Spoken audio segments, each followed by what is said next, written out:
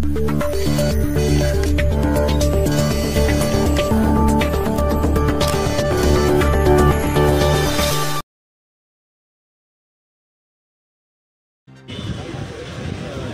దాదాపుగా 11 సంవత్సరాలైంది కేసు తీసుకుని. చాలా రకాలైనటువంటి వ్యయ ప్రయాసాలు, అదే కాకుండా ఫాస్ట్ ట్రాక్ కోర్టు అయితే కర్నూలు నుంచి రావాలి, సచివాలయాలకు వెళ్ళాలి. అన్నీ కూడా మరి ఈరోజు ఒక మంచి తీర్పు వచ్చింది. న్యాయస్థానాలు ఉండబట్టే జరిగిపోతూ ఉంది, కానీ అది లేకపోతే మాత్రం చాలా ఇబ్బంది.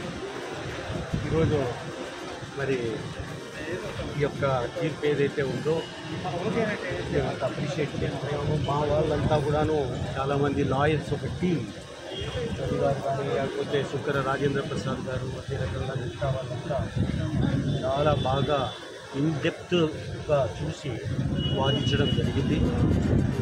మంచి జరిగింది ఇది. మరి ఇన్నాళ్ళు పెండింగ్లో ఉన్న కేసు కొట్టివేయడం ఫాస్ట్ ట్రాక్ కోర్టులో ఒక మంచి పరిణామం.